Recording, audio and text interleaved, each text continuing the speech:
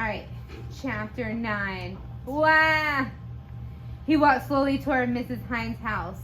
She came out the front door pushing Toby in his stroller. His white pacifier was stuck tightly in his mouth. Robbie could see it move in and out as the baby sucked hard on it. "Robbie," she called to him, "come take a walk with us." Robbie walked across the yard and looked down at Toby. He wanted to push the stroller, but Mrs. Hines probably would say no. Why bother to ask? She probably thought he was a baby too. "How was school?" Before he could answer, she continued, "I remember how much I used to like the first day of school." Robbie walked along in silence, listening to Mrs. Hines talk. It seemed so effortless. Streams of words seemed to pour right out of her mouth with no effort at all. "Wah!" Robbie's thoughts were interrupted. "Wah!" Toby wailed again. "What's wrong with him?" Robbie looked down with concern. "Is he hurt?" He had never heard such a scream. Mrs. Hines laughed. "Oh no, he does that about 100 times a day. That's just a baby's way of telling you he needs something." "Oh, look."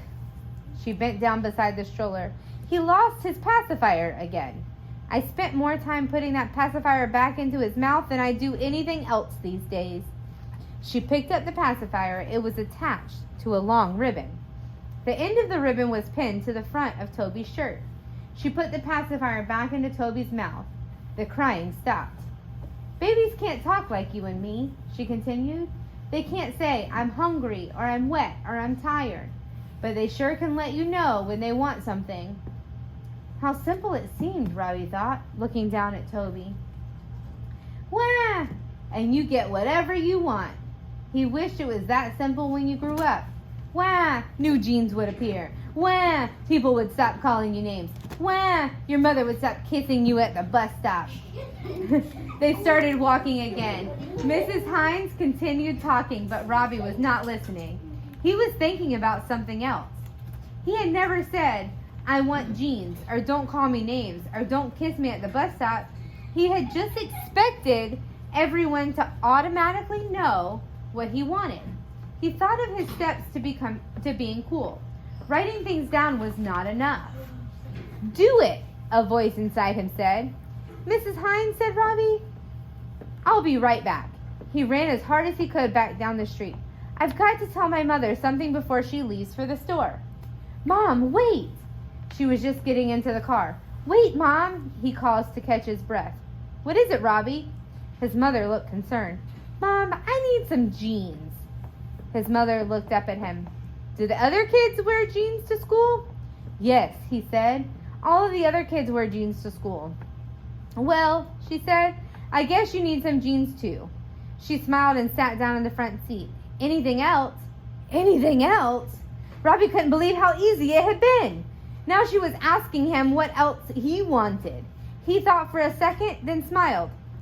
"Underwear," he said. "Plain white underwear." "Plain white underwear," she repeated. Then she got that "my baby's growing up" look in her eyes. And Robbie took off before it was too late. In another second, she would be kissing him. Oh, God. "Thanks, Mom," he said over his shoulder. He headed back to Mrs. Hines and Toby. The sun was bright now, and he wanted to push the stroller.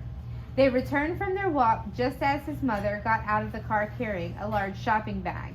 Robbie ran to meet her and helped her carry the bag into the house. She began taking things out of the bag. New shirts, a pair of pajamas, 2 packages of underwear, plain white. "You should have seen the mothers at Harkins buying underwear," she said. "Why, I saw 3 mothers from your 3rd grade class alone." Robbie smiled. He must not have been the only boy with superheroes underwear.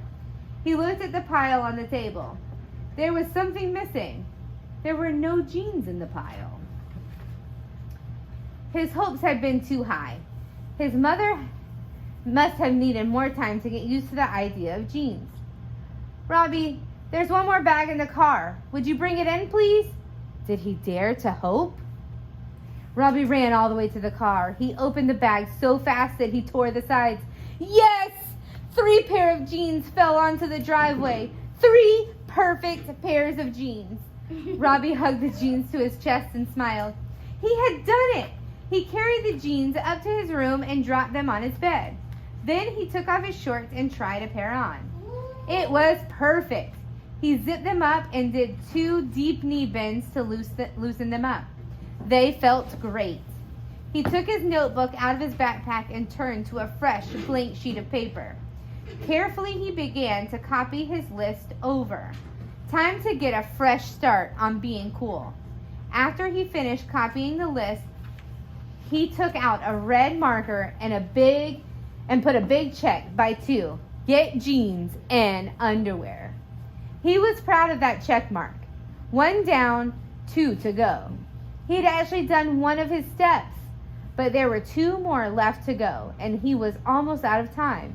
He had to be cool by tomorrow. A kissless morning. Robbie woke up early the next morning. No, it hadn't been a dream. There were his new jeans on the foot of his bed. He jumped out of bed and put them on. They felt soft against his legs. Just right. He put on his shirt with a collar. Even it looked great with jeans. He pulled out his list and looked at it. The one bright red check mark stood out so boldly on the page. 1 down, he said to himself with determination. 2 to go. He looked at the clock. He had 15 minutes to convince his mother not to come with him to the bus stop. Mission impossible? Nothing is impossible until you try. He hurried downstairs. His father was sitting at the kitchen table reading the newspaper. Where's Mom? Robbie asked. She'll be down in a minute, said his father. Robbie sat down at the table. If she was still upstairs, then maybe she wasn't planning to walk him to the bus stop after all. She went upstairs to get her jacket. Yes, she was. She came down the stairs carrying her jacket. Maybe there was no hope. He looked at the bowl of oatmeal at his place. Mom, he started, without looking up. I'm in 3rd grade now. Do you think I could walk up to the bus stop by myself? There was a moment of silence. Robbie held his breath. Well, his mother began, I would watch both ways before crossing the street. Well, I would look out for cars. Okay. Not speak to strangers. Okay. Not go out into the street. His mother laughed. I said okay. You may walk to the bus stop by yourself.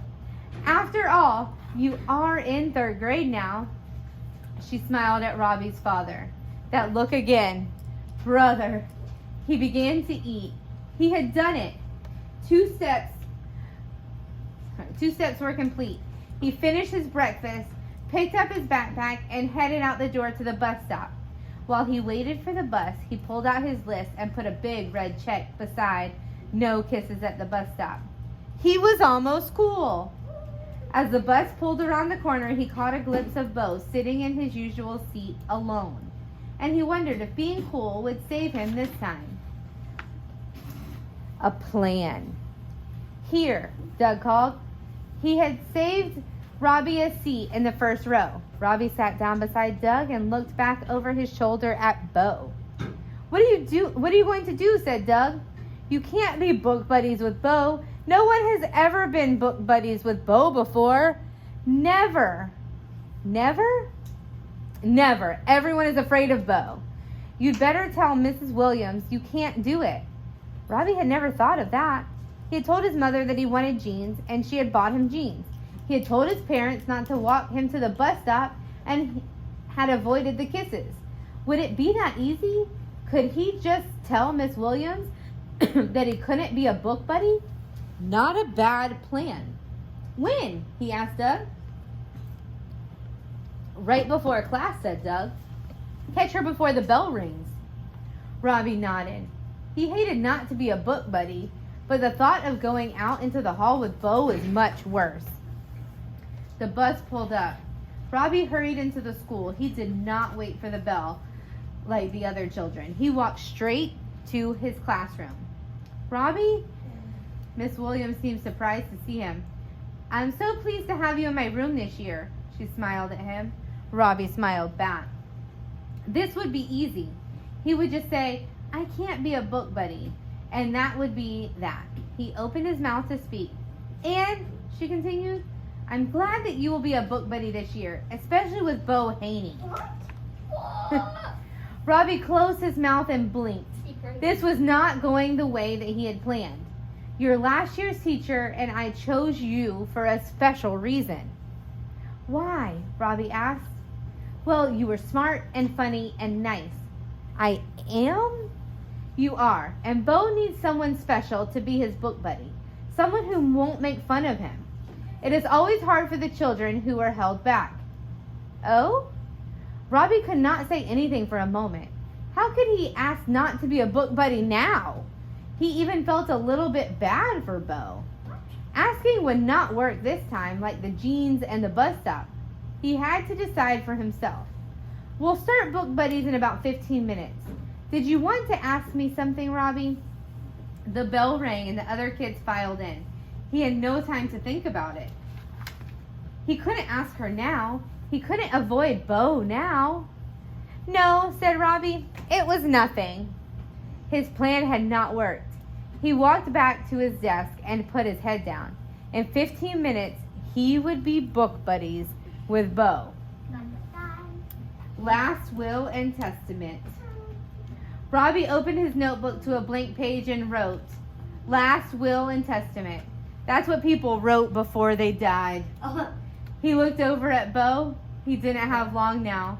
15 minutes at most. To my friend Doug Daniels, I leave my baseball card collection and my throw-yo. To my neighbor Toby, I leave my stuffed animals and my G.I. Joe action figures. To my mother, I leave my... Robbie! His thoughts were interrupted by Miss Williams. Robbie, it's time for book buddies. Miss Williams waited at the door with the red folder. Bo was standing beside her. He seemed to fill up the opening of the door. This did not look good. Robbie got up. He felt the eyes of every student in the class watching him as he walked toward the door. Nice knowing you, a voice whispered. Good luck. You'll need it, said another voice. He walked up and stood beside Miss Williams and Bo. Miss Williams handed him the red folder. The first page inside will tell you what to do, she said. Bo has worked with Miss Beebe. Bo knows what to do. Don't you, Bo? Bo nodded. Robbie blinked. He could imagine the things that Bo knew how to do. Slow torture, knuckle sandwich, Indian sunburn. He took the red folder from Miss Williams and headed out the door behind Bo. The door slammed shut. Robbie followed Bo down the hall. He watched Bo's shoulders from behind. Bo had muscles, big muscles. The two desks sat by the wall waiting for them. The hall was dark and empty. It looked bigger than usual, with no other kids in it. The hall was quiet, too quiet. Bo sat down. He filled the small desk like a grown-up. Robbie sat down too. They looked at each other. He waited for Bo to say something, but Bo was silent. Robbie had to say something now. The right something. His life depended on it. He had seen a cartoon one time where Bugs Bunny lit a fuse to a storehouse full of dynamite. Elmer Fudd had to put out the fuse before it hit the dynamite. Elmer Fudd danced and stomped on the fuse in desperation, but it kept burning. Robbie felt that kind of desperation now. If he could only say the right thing, the fuse would go out. What do you say to a bully? He felt like opening his mouth like baby Toby and saying, Wah! If only he and Bo had one thing in common. One thing to talk about. He looked down at the red folder and saw the name Clyde. Clyde Elmer Haney. As much as he had hated his own name, it wasn't as bad as Clyde Elmer. Is this your name? He pointed to the folder. As soon as he said it, he knew that he had said the wrong something. Bo's head snapped around. His eyes looked at Robbie with beady sharpness like a falcon coming in for the kill. Yeah, he snapped. You want to make something of it? Robbie swallowed. No, he said. I hate my name too. What's your name? Said Bo. I mean your real name. Robert Hayes York. Huh? That's not bad. Talk about bad. Clyde Elmer. Now that's bad. Robbie was having a conversation with Bo. It's not my real name that I hate, said Robbie. It's my nickname, Robbie. That's what I hate. Yeah? Said Bo, nodding. I would hate that too. Like Clydie. Robbie giggled. You making fun of me? The sharpness was back in Bo's eyes. No, said Robbie. You just said something funny. Yeah? Said Bo. Right. Then something amazing happened. The corners of Bo's mouth turned up. Just a little, but Robbie was sure that he had seen it. Bo smiled at Robbie. The imaginary fuse went out. The dynamite was not going to blow today. Bo grabbed the folder and opened it. You hold up these cards. I say what's on them. If I miss, you tell me. Robbie pulled the flashcards out of the folder. He noticed that the hall wasn't completely dark. A ray of light came through the window at the end of the hall and made a yellow patch on the floor at his feet. He was going to live. Being cool. Robbie heard the door to the classroom open. He looked down the hall and saw Doug peer around the corner. Doug had a green library pass in his hand. Doug had come to check on him. Hey, Robbie, Doug called as he walked by the two desks. Are you okay? Hey, said Bo. His real name's Rob, and he's fine. Get it? My friend here is fine. Doug's eyes widened. He didn't stop as he hurried toward the library. I get it, Doug said in a small voice on his way down the hall. I get it. Hey, called Rob as Doug walked away. Thanks. He looked back at Bo and held up another card. Rob? Bo had changed his name? But not to a name like Squeaky and Al Burp or Wobby? This time for the better? And when Bo changed a name, it stayed changed. He had finished his list. He could put a bright red check by each of the three things. Get rid of the name Robbie. Check. Thanks to Bo. Get jeans. Check. He looked down at his new blue jeans. No one had even noticed them yet. No kisses at the bus stop. Check. That didn't seem so important now. So was he cool now? Yesterday he thought coolness was an armor against bullies. Maybe it was in a way, but not in the way he thought. The jeans had not mattered, or the kisses, or his new name. He thought about what Miss Williams had said. Was he smart? He had been chosen to be a book buddy. Was he funny? Bo seemed to think so. Was he nice? Hadn't he just risked his life to help Bo? He was proud of that. Maybe that's what being cool is. Or maybe that's what being cool was all about. How about this one, Bo? He held up another card. They had a lot of work to do. He was too busy to worry about being cool. It was going to be a great year. The end.